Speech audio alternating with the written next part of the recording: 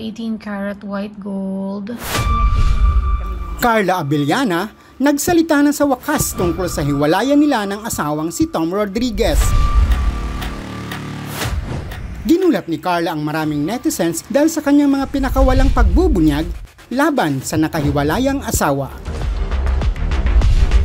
Nag-ugat ito ng sitahin ng ilang netizens si Carla dahil sa pag-like nito sa cheating post ni Ai de las Alas.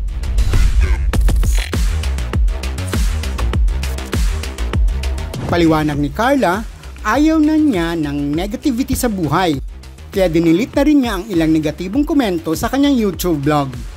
Pero bumuelta ang isa pang netizen. Kung ayaw pala niya ng negativity, bakit daw siya nagla-like ng mga negative comments laban kay Tom?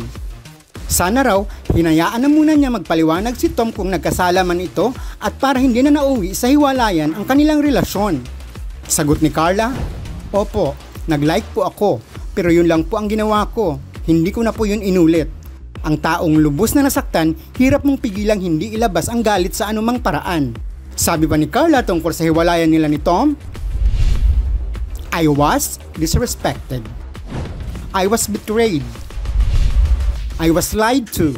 I was used. I was shamed. I was made to look stupid.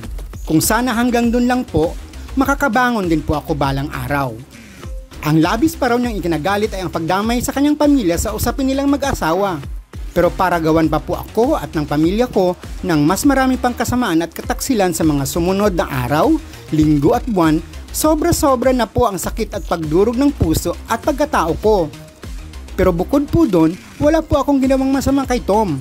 Wala po akong ibinigay kay Tom kundi tunay na pagmamahal, respeto, pag-aalaga, pag-aaruga, pag-unawa, pagtitiis, sangkatutak na pagpapatawad, milya-milyang pasensya, paniniwala, pagtiwala, pag-aasikaso, pagprotekta, lahat-lahat na. Ayon kay Carla, 7 taong siyang nagtiyaga at hindi nagalit o nagtampo man lang sa dating nobyo na kanyang pinakasalan. At ito daw ay naipon na gustuhin man niyang ilabas ay natakot daw siya. Ipinahiwatig din ni Carla na may pagkakataong nasasaktan siya ni Tom. Dagdag niya, "Binigay ko po buong buhay ko sa kanya. 7 taon na po akong bawal magalit, magtampo, masaktan, mabigo, malungkot, madismaya dahil hindi po pwede. Makakatikim po ako kahit subukan ko pong ipaliwanag sa kanya na nasasaktan niya ako at hindi po tama ang mga ginagawa niya. Paulit-ulit ko pong pinapaalala sa kanya na hindi po ako kalaban at mabuti po ang kalooban at intensyon ko." Pinayuhan daw niya si Tom na lumapit sa isang dalubhasa upang magamot ang hindi niya tinukoy na kondisyon nito. Pero hindi raw ito nagawa ng aktor.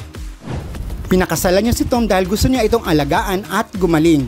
Wala na raw natira sa kanya dahil naibigay na niya lahat sa kanyang dating asawa. "Hindi po ako masamang tao. Kung ano po ang nakikita, naririnig at nababasa ninyo online ay kakarampot lang po ng hindi po ninyo nakikita, naririnig at nababasa kapag wala na pong kahit anong kamerang nakarecord." Pinanindigan din ni Carla na hindi siya ang kontrabida sa kwento nilang mag-asawa na naghiwalay matapos lamang ang 3 buwang pagpapakasal. Wala pang reaksyon si Tom sa mga ibinunyag ni Carla. Para sa mga karagdagang balita, bisitahin na ang pep.ph at Pep TV sa YouTube.